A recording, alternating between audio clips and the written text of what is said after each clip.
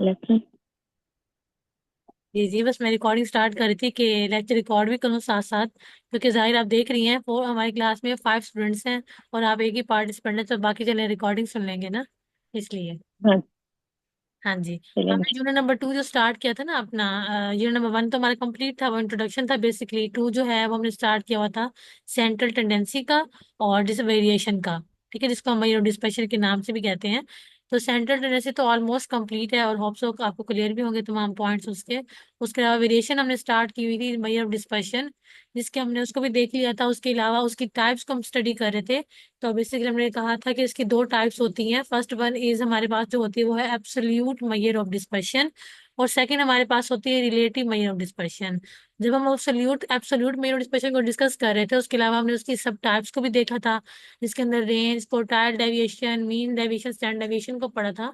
आज हमारा जो लास्ट टॉपिक है इस चैप्टर का, यूनिट नंबर 2 का, वो वेरिएशन का ही है, सेकंड टाइप, जो कि हमारे पास है रिलेटिव मेजर ऑफ डिस्पर्शन। आज इंशाल्लाह हम उसको देखेंगे तो हमारा जो वेरिएशन का टॉपिक है वो सारा कंप्लीट हो जाएगा। सबसे पहले क्या देखते हैं कि रिलेटिव मेजर ऑफ डिस्पर्शन है क्या, ठीक है, उसको हम क्यों पढ़ते हैं, स्टेप बाय स्टेप में क्यों यूज करते हैं, इन सब के बारे में पता चल जाएगा। अब जो यहाँ पर आपको दो पैराग्राफ नजर आ रहे होंगे यहाँ पर, ठीक है, आप ये आपके पास दो डिफाइन है, एक ये है, एक ये है। आपको जो इजी लगती है आप वो कर लें, आपको ये इजी लग रही है पढ़ने में वो आप कर लें, आपकी मर्जी की बात है। सबसे पहले हमारे पास, मैं दोनों को डिस्कस कर दूंगी, बता दूंगी आपको, ताकि आपको जो इजी लगे आप उसको ही चूज कर लें। Relative measure of dispersion is a statistical measure. Basically हमारे पास क्या है, एक स्टैटिस्टिकल मेजर की हमारे पास टाइप है, जिसमें हम मेजरमेंट्स कर रहे होते हैं इस चीज की। डेट एक्सप्रेस, जो कि क्या एक्सप्रेस करते हैं, द अमाउंट ऑफ वेरिएशन। हमने जितनी वेरिएशन की है उसकी अमाउंट क्या आ रही है, बेसिकली उसके लिए हम यूज करते हैं। और dispersion in a data set relative to its mean, जो हम डिस्पर्शन ले रहे हैं डेटा सेट के साथ, उसका क्या रिलेशनशिप है, क्या रिलेटिव है उसके मीन के साथ या उसकी एवरेज वैल्यू के साथ, क्या रिलेटिव है वो आपस में कर रहे हैं, तो उस चीज को चेक करने के लिए यूज करते हैं। It provides a standardised way to compare the variability of different data set. वो कह रहे हैं बेसिकली ये हमें एक स्टैंडर्डाइज्ड वे जो है ना वो प्रोवाइड करते हैं, जिसके थ्रू हम कंपेयर करते हैं अपनी वेरिएबिलिटी को डिफरेंट डाटा सेट के साथ। हम जितनी भी डाटा सेट्स ले रहे हैं उनकी वेरिएबिलिटी को चेक करने के लिए, उनका डिफरेंस चेक करने के बाद हम उनको इजीली कंपेयर कर सकते हैं। तो एक जो हमारे पास डिफाइन ये है, सेकंड मूव करते हैं। इन बायोस्टैटिस्टिक्स, बायोस्टैटिस्टिक्स में relative measure of dispersion is a statistical tool. Basically हमारे पास क्या है, स्टैटिस्टिकल टूल है that compare the spread of data, ठीक है, जिसके अंदर हम कंपेयर करते हैं अपने स्प्रेड ऑफ डाटा, की डाटा किस हद तक फैला हुआ है, क्या उसका स्प्रेडनेस है, उसको कंपेयर करने के लिए इन रिलेटिव टर्म्स, डिफरेंट टर्म्स के अंदर, ठीक है। सच एज परसेंटेज, जैसे डिफरेंट टर्म्स की बात अगर कर रहे हैं तो हमारे पास रेंज हो सकती है, और यहाँ पे फिलहाल फिलहाल एग्जाम्पल दी गई है such as percentages. It is also known as a coefficient of dispersion, और इसको बेसिकली हम कोफिशिएंट ऑफ डिस्पर्शन भी कहते हैं, क्योंकि इसके अंदर हम इसके सब टाइप्स को अगर देखेंगे तो इसके अंदर बेसिकली हम कोफिशिएंट्स फाइंड कर रहे होते हैं। अमाउंट से करें ना किसी चीज की, जो वेरिएशन हमने की है, वेरिएशन कौन सी की है, जो हमने रेंज फाइंड की है, कोटाइल डेविएशन फाइंड की है, मीन डेविएशन फाइंड की है, स्टैंडर्ड डेविएशन फाइंड की है, वो जो हम डिस्पर्शन फाइंड कर चुके हैं, ठीक है। अब उस डिस्पर्शन की आपने क्या करनी है, उसकी आपने कोफिशिएंट्स फाइंड कर लेने हैं, उनकी अमाउंट फाइंड कर लेनी है, कि बेसिकली उनकी अमाउंट आ कितनी रही है। उसके कोफिशिएंट फाइंड करेंगे तो उसकी अमाउंट हमारे पास आ जाएगी। इसीलिए हम इसको क्या कहते हैं, कोफिशिएंट ऑफ डिस्पर्शन भी कहते हैं, ठीक है। अब इसकी इंपॉर्टेंस है, तो ये जो मैं आपको सारी पढ़ा रही होती हूँ ना, चार पांच होती हैं, तो आपने सारी याद नहीं करनी होती हैं। या तो आप सबके नेम याद कर लें, ठीक है, तो उसके अंदर वर्डिंग कुछ आप अपनी कर लें। जैसे अब शॉर्ट क्वेश्चन जो हमारा एमसीक्यू आता है वो 2 मार्क्स का आता है, तो उसके अकॉर्डिंग आप दो कर लें, ठीक है। दो कर लें, आप उसको अच्छे तरीके से कर लें, उसके नेम जो है वो अच्छे तरीके से आपको आने चाहिए, बाकी अंदर आप खुद भी कुछ लिख सकते हैं, ठीक है, वो आपकी मर्जी की बात है। फर्स्ट जैसे हमारे पास है कंपेयरिंग वेरिएबिलिटी को, ठीक है, इसकी इंपॉर्टेंस में सबसे पहला वर्ड जो आ रहा है वो आ रहा है कंपेयरिंग वेरिएबिलिटी को। हम जितने वेरिएबिलिटी यूज कर रहे हैं उसको हम आपस में कंपेयर कर सकते हैं। For example, relative measure of dispersion enables comparison of variability between different data sets. Different data sets के अंदर हम जितनी वेरिएबिलिटी देख रहे हैं उसका कंपैरिजन कर सकते हैं, if they have different units of scale, अतः कि उनके डिफरेंट स्केल्स हो, डिफरेंट चार्जेस हो, जितने भी होंगे ना, तो हम इजीली उसको कंपेयर कर सकेंगे। सेकंड हमारे पास है स्टैंडर्डाइजिंग वेरिएबिलिटी बाय एक्सप्रेसिंग हाँ। Variability relative by the mean relative measure of dispersion provide standardise way to evaluate the amount of variation in a data set. Basically हमें क्या करते हैं, स्टैंडर्डाइज वे दे देते हैं जिसके थ्रू हम अपनी इवेल्युएट कर लेते हैं अमाउंट ऑफ वेरिएशन को डाटा सेट के अंदर। डाटा सेट के अंदर कितनी अमाउंट ऑफ वेरिएशन आ रही है उसको किस तरह इवेल्युएट करना है उसको चेक करने के लिए हमें क्या करते हैं, स्टैंडर्डाइज्ड वे देता है वेरिएबिलिटी को चेक करने के लिए। इसलिए इसका नाम क्या है, स्टैंडर्डाइज वेरिएबिलिटी। और ये बेहतरीन इंपॉर्टेंस है जिसके लिए हम यूज करते हैं रिलेटिव मेजर ऑफ डिस्पर्शन को। थर्ड हमारे पास है इवेल्युएटिंग कंसिस्टेंसी। कंसिस्टेंसी हम जो ले रहे हैं डाटा के अंदर, कंसिस्टेंसी चेक कर रहे होते हैं ना कि कंसिस्टेंसी किस तरह की आ रही है, उसको चेक करने के लिए, ठीक है, उसको किस तरह इवेल्युएट करना है, इस चीज को चेक करने के लिए भी हम यूज करते हैं रिलेटिव मेजर ऑफ डिस्पर्शन का। Last one is fourth is identifying outliers. Outliers को अच्छी तरीके से आइडेंटिफाई करने के लिए हम यूज कर रहे होते हैं relative measure of dispersion can help, भी हमारी क्या हेल्प करते हैं, आइडेंटिफाई आउटलायर्स और unusual values in a data set. Data set के अंदर कौन सी अनयूजुअल वैल्यूज आ रही हैं जो कि आइडेंटिफाई हम नहीं कर सक रहे हैं, कौन कौन सी आउटलायर्स आ रही हैं या एरर्स आ रहे हैं, उन सबको रिमूव कर देता है, उन सबको चेक करने के लिए, आइडेंटिफाई करने के लिए हम यूज करते हैं रिलेटिव मेजर ऑफ डिस्पर्शन का। तो इन सारी जो आपको मैंने बताई है importance of relative measure of dispersion, इन सबको फिंगर टिप पे याद करने की जरूरत नहीं है, आप सिर्फ इनके नेम अच्छे से याद कर लें, अंदर आप वर्डिंग में कुछ कर सकते हैं अपनी तरफ से, ज्यादा जरूरी नहीं होता। ठीक है, उसके अलावा आते हैं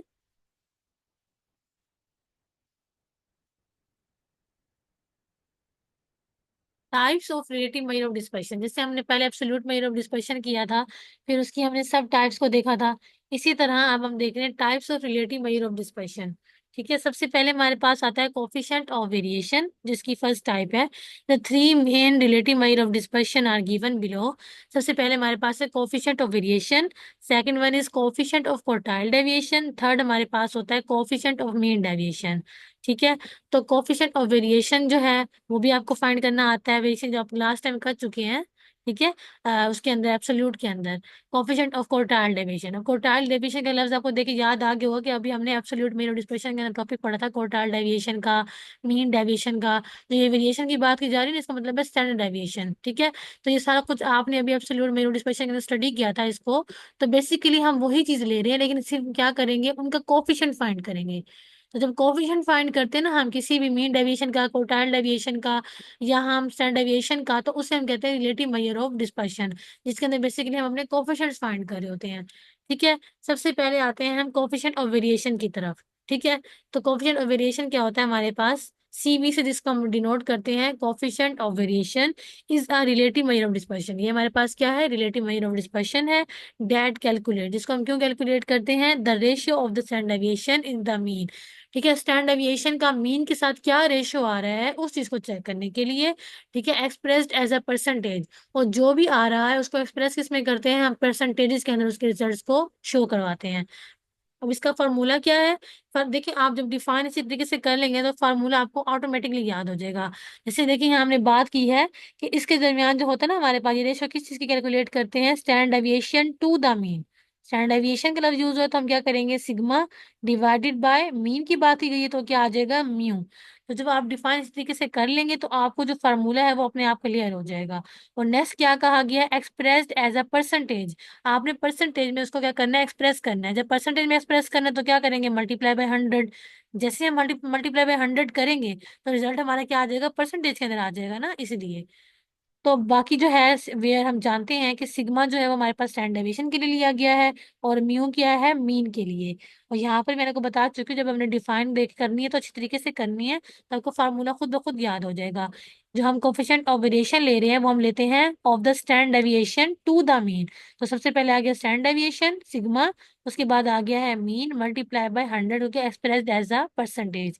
तो ये हमारे पास इसकी है first type of relative measure of dispersion. उसको हमने डिस्कस किया है कि कोफिशिएंट ऑफ वेरिएशन क्या होता है, उसका फार्मूला हमने डिस्कस किया है। उसके अलावा बातें हैं इसकी एग्जाम्पल पर। एग्जाम्पल जो है वो शॉर्ट शॉर्ट होंगे क्योंकि आपके पास ऐसी क्यू के लिहाज से आएंगी तो आपको हर चीज दी जाएगी। आपको स्टैंडर्ड डेविएशन भी दिया जाएगा, आपको मीन भी दिया जाएगा, आपको कैलकुलेट करने की जरूरत नहीं होगी। जैसे यहाँ पर एग्जाम्पल है, a study identifies outliers in a patient height. Patient की हाइट का डाटा लिया गया है बाय कैलकुलेटिंग द, ठीक है, कोएफिशिएंट ऑफ वेरिएशन। ठीक है, आपने कैलकुलेट करना है coefficient of variation. The mean height is 175 centimetre, मतलब उसका मीन दिया गया आपको हाइट का, कि हाइट जो ली गई है उसका मीन क्या आ रहा है, 175 सेंटीमीटर आ रहा है। विद द स्टैंडर्ड डेविएशन उसका कितना दिया गया है, 5 सेंटीमीटर। अब आपको मीन भी दे दिया गया है, स्टैंडर्ड डेविएशन भी दे दिया गया है, आपने क्या कैलकुलेट करना है, कोएफिशिएंट ऑफ वेरिएशन। फार्मूला भी हम पीछे स्टडी कर चुके हैं। Formula for coefficient of variation का फार्मूला होता है, इसको हम डिनोट करते हैं सीवी से, is equal to sigma divided by mu multiply by 100। Mean दिया गया है 175, स्टैंडर्ड डेविएशन क्या दिया गया है, 5 सेंटीमीटर। फार्मूला के अंदर वैल्यूज पुट कर दी हैं। सिग्मा की जगह वैल्यू आ गई उसकी 175 जो कि दी गई थी, उसके अलावा डिवाइड बाय स्टैंडर्ड डेविएशन जो कि 5 दिया गया था, वो यहाँ पे मैंने लिख दिया है, मल्टीप्लाई बाय 100। ठीक है, ब्रैकेट है तो वैसे भी उसका मतलब अगर कोई आप साइन मल्टीप्लाई का नहीं भी लगाएंगे तो पता चल ही जाएगा कि आपने मल्टीप्लाई करना है। ठीक है, जब कोई भी साइन नहीं दिया जाता और ब्रैकेट आ जाती है तो उसका मतलब यही होता है कि हम उसको मल्टीप्लाई कर रहे हैं। ठीक है, 100 आ जाएगा। आप क्या करेंगे, सबसे पहले मैथ का असूल होता है कि आपके पास कोई अगर तमाम जो है आपके अलजेब्रिक एक्सप्रेशन इकट्ठे आ गए हैं, डिवाइड मल्टीप्लाई करना है आपने, प्लस माइनस इकट्ठे करना है, तो सबसे पहले आप डिवाइड करते हैं। डिवाइड करने के बाद मल्टीप्लाई, फिर आप माइनस करते हैं, लास्ट स्टेप आपका होता है प्लस का। अब यहाँ मेरे पास दो कंडीशन आ रही है, एक डिवाइड की और एक मल्टीप्लाई की। सबसे पहले मैं करूंगी डिवाइड, 175 डिवाइडेड बाय 5, तो रिजल्ट मेरे पास क्या आ रहा है, 35। ठीक है, उसके बाद divide multiply by 100 as it is रहेगा। इन दोनों को मैं लास्ट में क्या कर दूंगी, मल्टीप्लाई। मल्टीप्लाई करने के बाद जो मेरे पास कोएफिशिएंट ऑफ वेरिएशन आ चुका है वो मेरे पास आ गया है 3.5%। ठीक है, मेरे जो क्वेश्चन डेफिनेशन की जो थी क्या नाम है कंडीशन, वो यही थी ना कि रिजल्ट जो है वो मेरे परसेंटेज में शो होने चाहिए। तो रिजल्ट जो है वो परसेंटेज में शो हो रहा है। मैंने सिर्फ क्या किया है, मेरे पास तमाम वैल्यूज दी गई थी मुझे। ठीक है, मुझे कहा गया था आप कोएफिशिएंट ऑफ वेरिएशन फाइंड करें, मैंने वो फाइंड कर दिया। फार्मूला था, मुझे वैल्यूज दी गई थी, मैंने वैल्यूज जो थी वो फार्मूला के अंदर पुट की हैं। उसके बाद मेरे पास क्या आ चुका है, कोएफिशिएंट ऑफ वेरिएशन। अब जब आपके पास कोएफिशिएंट ऑफ वेरिएशन आ जाएगी ना, तो लास्ट स्टेप आपका होता है कि आपने इंटरप्रिटेशन करनी होती है, interpretation of coefficient of variation. ठीक है, आपने ना जो जितनी भी हम ये टाइप्स पढ़ेंगे अभी रिलेटिव मेथड डिस्कशन की, अभी तो हमने फर्स्ट को ही डिस्कस किया है, तो मजीद आगे दो भी करेंगे। जो इंटरप्रिटेशन है ना वो सेम रहेगी, सिर्फ क्या होगा कि फंक्शंस में डिफरेंस आएगा और वैल्यूज के अंदर डिफरेंस आएगा। आपने एक एक याद कर लेनी है, उसके बाद बाकी तमाम जितनी भी आपको कोई क्वेश्चन आ जाए, कोफिशिएंट ऑफ वेरिएशन का आ जाए, coefficient of quartile deviation, coefficient of mean deviation, कोई भी अगर आ जाएगी तो आप इजीली उसकी इंटरप्रिटेशन कर सकते हैं। फर्स्ट हमारे पास क्या होता है, अ लो कोफिशिएंट ऑफ वेरिएशन हमारे पास तब होता है जब हमारा जो है कोफिशिएंट ऑफ वेरिएशन जो क्या है, लेस देन 10% आएगा, तो वो हमारे पास उसकी वेरिएबिलिटी क्या हो जाती है, लो हो जाती है, और उसकी कंसिस्टेंसी क्या हो जाती है, हाई। अब इसकी इंपॉर्टेंस हम डिस्कस कर चुके हैं ना, वेरिएबिलिटी को और उसकी कंसिस्टेंसी को। ठीक है, तो हमारे पास अगर वो क्या हो जाएगी, लो हो जाए, वेरिएबिलिटी लो हो जाएगी और कंसिस्टेंसी हाई हो जाएगी। लेस देन 10% है। अब मैंने जो लास्ट क्वेश्चन किया है इसके अंदर अगर आप चेक करें तो मेरा 3.5% आ रहा है ना, मतलब 10 से लेस है। तो मेरे पास जो है ना इंटरप्रिटेशन ये फर्स्ट ही सूट कर रही है कि मेरे पास जो रिजल्ट आया कोएफिशिएंट ऑफ वेरिएशन वो लो है, जिसके अंदर वेरिएबिलिटी उसकी लो आ रही है और उसकी कंसिस्टेंसी क्या आ जाएगी, उसकी हाई आ जाएगी। अब दूसरी हमारे पास कंडीशन होती है आ मॉडरेट। मॉडरेट का मतलब ये है कि हमारा जो कोएफिशिएंट ऑफ वेरिएशन है वो 10 टू इक्वल टू 20, मतलब 10 से लेकर 20 के जो दरमियान दरमियान में हमारे पास आएगी ना कोएफिशिएंट ऑफ वेरिएशन, तो वो हमारे पास क्या होगी, मॉडरेट वेरिएबिलिटी। जिसके अंदर वेरिएबिलिटी मॉडरेट होगी, मतलब इक्वल होगी, और उसकी कंसिस्टेंसी भी क्या होगी, इक्वल होगी, ना हाई होगी ना लो होगी, इक्वल होगी। ठीक है, उसके बाद हमारे पास हाई कब होती है, जब हमारा कोएफिशिएंट ऑफ वेरिएशन जो है वो ग्रेटर देन 20 आ जाए, इंडिकेट्स हाई वेरिएबिलिटी, तो उसकी वेरिएबिलिटी क्या हो जाती है, हाई हो जाती है, और उसकी कंसिस्टेंसी लो हो जाती है। ठीक है, जैसे फॉर एग्जांपल मैं यहाँ एक देखिए क्वेश्चन में एग्जांपल यही वाली ले रही हूँ। अगर मेरे पास रिजल्ट यहाँ पर आया था 21%, 21% आया था, तो 20 से क्या हो रहा था, ग्रेटर हो रहा था। तो ग्रेटर हो रहा था तो वो मेरे पास क्या आएगा रिजल्ट, मेरे पास हाई कोफिशिएंट ऑफ वेरिएशन आएगा, जिसकी वजह से मेरी जो वेरिएबिलिटी है वो हाई हो जाएगी और मेरी कंसिस्टेंसी जो है वो क्या हो जाएगी, लो हो जाएगी। इसी तरह अगर मेरे पास, मैं फॉर एग्जांपल यहाँ ले लेती हूँ 11%, अब मेरा वो 10 से लेकर 20 के दरमियान में लाई कर रहा है ना, आपस में कहीं ना कहीं 11 लाई कर रहा है, तो वो मेरे पास क्या होगा, मॉडरेट होगा, जिसकी वेरिएबिलिटी और उसकी कंसिस्टेंसी क्या होगी, इक्वल होगी। ठीक है, तो ये आपने इंटरप्रिटेशन याद करनी है। अब देखेंगे, बात सुने, अगर अगर हम कर रहे हैं मीन डेविएशन के लिए, तो मीन डेविएशन के कोफिशिएंट फाइंड करें तो अब यहाँ पे सिर्फ क्या आ जाएगा, मीन वेरिएशन आ जाएगा। या अगर स्टैंडर्ड डेविएशन के लिए करें तो स्टैंडर्ड डेविएशन आ जाएगा, बाकी वैल्यूज में डिफरेंस आ रहा है ना, तो बाकी सारा कुछ रहेगा सेम। तो अगर आप एक ही याद कर लेते हैं तो फिर आप बाकी का सब में भी आराम से कर सकेंगे। यहाँ एग्जाम्पल नंबर 2 दी गई है, इसको आप खुद से देख लीजिएगा। ठीक है, एग्जाम्पल सारा कुछ वही है, आपको वैल्यूज दे दी गई हैं। यहाँ पे आपके पास क्या है, कंसिस्टेंसी लैब टेस्ट के रिजल्ट्स लिए गए हैं, जिसके अंदर आपको मीन भी दिया गया है, द मीन ग्लूकोज लेवल का मीन दिया गया है, उसको स्टैंडर्डेशन दिया गया है। आपने क्या करना है, सिर्फ उसको फार्मूला में पुट करना है, उसको कैलकुलेट कर लेना है। यहाँ पे भी रिजल्ट देखिए 5.5 आ रहा है, तो इसकी इंटरप्रिटेशन में फर्स्ट सूट कर रही है, क्योंकि हमारा जो कोफिशिएंट ऑफ वेरिएशन आ रहा है वो लेस देन 10 है ना। तो लेस देन 10 है तो हमारे पास क्या होगा, लो कोफिशिएंट ऑफ वेरिएशन, जिसका मतलब ये है कि हमारी वेरिएबिलिटी लो हो जाएगी और कंसिस्टेंसी उसकी हाई हो जाएगी। तो एग्जाम्पल आपने खुद से देख लेनी है, कैलकुलेट आप इजीली कर सकते हैं। उसके बाद आते हैं इसकी सेकंड टाइप है, जो हमारे पास है definition of coefficient of quartile deviation. Coefficient of quartile deviation इसकी सेकंड टाइप है रिलेटिव मेजर ऑफ डिस्पर्शन की। इसकी हम डिफाइन को सबसे पहले डिस्कस करेंगे, तो इसकी भी डिफाइन आपने अच्छे से देख लेनी है। उसी से देख लेने के बाद आपको समझ आ जाएगा उसका फार्मूला इजीली। ठीक है, the coefficient of quartile deviation, जिसको हम डिनोट करते हैं CQD। ये तमाम वर्ड जो होते हैं ना, ये एब्रीविएशन के होते हैं, इसको हम कैपिटल लेटर्स में लिखते हैं। CQD is a relative measure of dispersion है हमारे पास, डेट कैलकुलेट द रेशियो, जिसके अंदर बेसिकली हम क्या करते हैं, अपनी रेशियो को कैलकुलेट कर रहे होते हैं of the inter quartile range. Quartile deviation के अंदर फार्मूला मैंने आपको बताया था, जिसका फार्मूला था Q3 minus Q1 divided bye 2। उसके अलावा Q1 के बारे में, Q3 के बारे में मैंने आपको बताया था, वो हमारे पास फर्स्ट क्वार्टाइल होता है और थर्ड क्वार्टाइल होता है। Q2 बेसिकली हमारे पास मीडियन होता है, जो कि हम सेंट्रल टेंडेंसी के अंदर फाइंड कर रहे होते हैं। ठीक है, तो ये हमारे पास आ चुका है। Inter quartile range IQR is to the sum of the third and first quartile express as a percentage. ठीक है, जिसमें हम क्या करते हैं, एक दफा उसको सम कर लेते हैं थर्ड एंड फर्स्ट क्वार्टाइल को, एक दफा क्या कर लेते हैं, माइनस कर लेते हैं। उसके बाद उसको मल्टीप्लाई किसे करते हैं, एक्सप्रेस्ड एज अ परसेंटेज, उसको परसेंटेज में शो करवा देते हैं। Coefficient of quartile deviation is equal to Q3 minus Q1 divided by Q3 plus Q1 multiply by 100। ठीक है, वही बात की गई जो कि इधर यहाँ पे बात की गई थी कि आपने रेशो लेनी है इंटर क्वार्टाइल रेंज की। तो इंटर क्वार्टाइल रेंज का फार्मूला यही होता है कि आप Q3 मतलब थर्ड क्वार्टाइल को फर्स्ट क्वार्टाइल से एक दफा माइनस कर लेते हैं, एक दफा उसको ऐड कर लेते हैं। ऐड करने के बाद सबसे पहले आप क्या करेंगे, इन दोनों को माइनस करेंगे, इनको प्लस करेंगे, जो रिजल्ट आएगा उसको डिवाइड करेंगे, लास्ट टाइम आप क्या करेंगे, उसको मल्टीप्लाई कर देंगे। Q3 का आपको पता है कि वो हमारे पास थर्ड क्वार्टाइल होता है, और Q1 हमारे पास क्या होता है, फर्स्ट क्वार्टाइल। अब आगे चलते हैं इसके एग्जाम्पल की तरफ।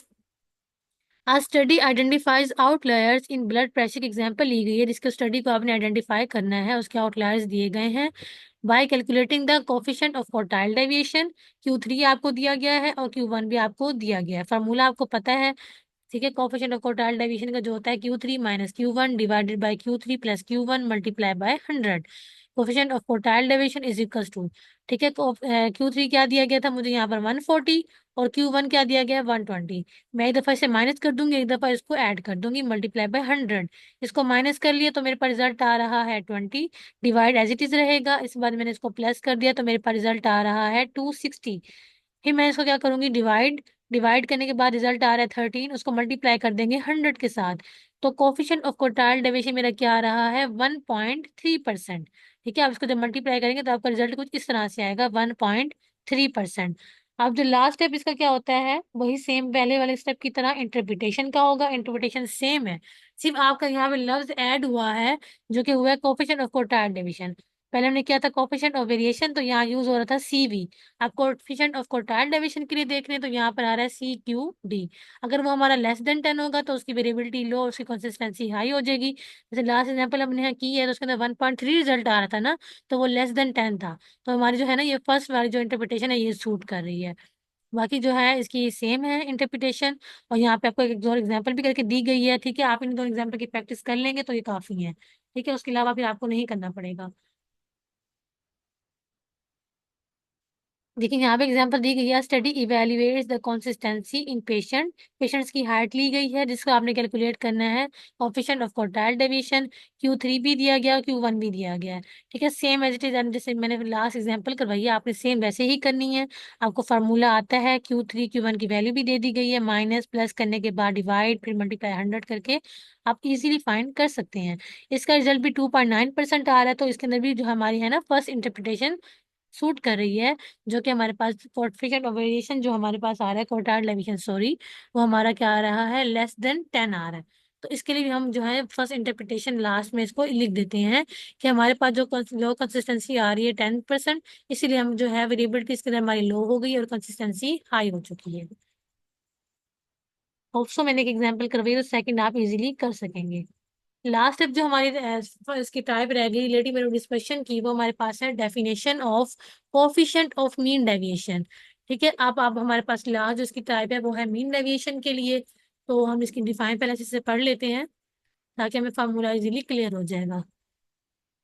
इसके अंदर क्या होता है, basically the coefficient of mean deviation, जिसको हम सी एम डी से रिप्रेजेंट करते हैं। सी से मुराद कोफिशिएंट, एम से मीन, डी से deviation, is a relative measure of dispersion है हमारे पास दैट कैलकुलेट, जिसके अंदर हम कैलकुलेट करते हैं इसकी रेशियो को of the mean deviation to the mean. अब देखिए बात की जा रही है मीन डेविएशन, मतलब एम डी की बात की जा रही है, to the mean divided by mean, mu आ चुका है, express as a percentage multiply by 100 आ चुका है, वेयर हमारे पास मीन डेविएशन यहाँ इसको हम रिप्रेजेंट करते हैं, म्यू को मीन से रिप्रेजेंट करते हैं, तो यहाँ पे इसकी एब्रीविएशन लिखी हुई है। आगे चलते हैं इसके एग्जाम्पल की तरफ। ठीक है, होप्स आपको फार्मूला उसकी डिफाइन क्लियर हो चुकी होगी। यहाँ पर आपको स्टडी का identifies outliers in blood pressure का रिजल्ट लिया गया है। ठीक है, आपने क्या फाइंड करना है, coefficient of mean deviation find करना है। आपको मीन दिया गया है, ब्लड प्रेशर इज 140 और उसका डेविएशन भी आपको दिया गया है 8। ठीक है, अब मैंने क्या करना है, सिंपली पुट कर देना है। मीन डेविएशन क्या दिया गया है 8, मैंने यहाँ लिख दिया। उसके बाद म्यू क्या दिया हुआ है, मीन ब्लड प्रेशर 140। ठीक है, अब आपने इसको मिक्स नहीं कर देना है, क्योंकि यहाँ जब मीन डेविएशन का लफ्ज लिखा होगा तो डी आएगा, एम डी।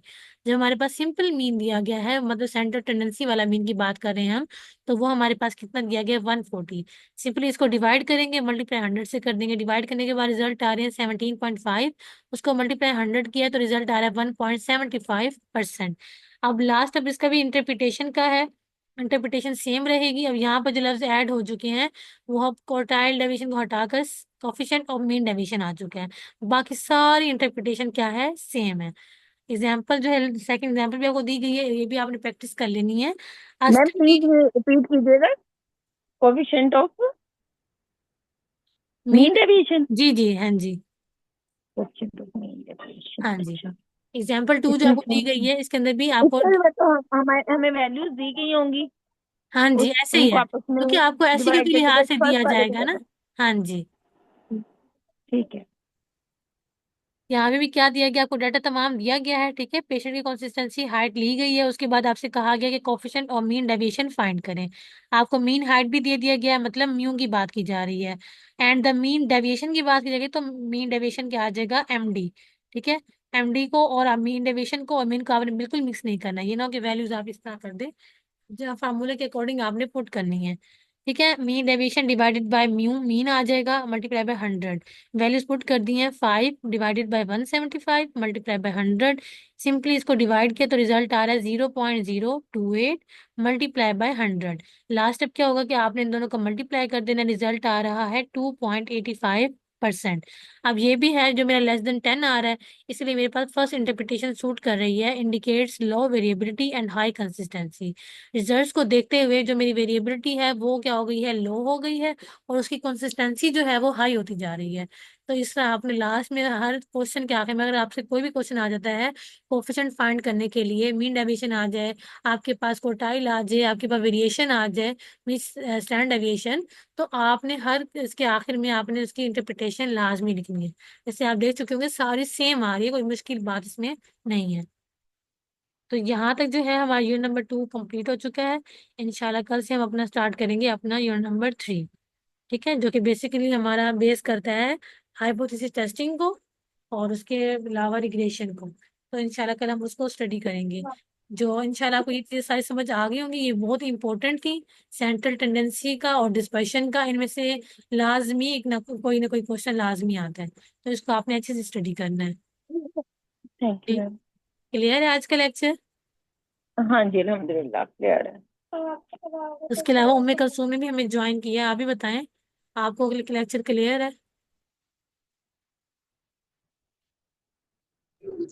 हाँ जी मैडम जी।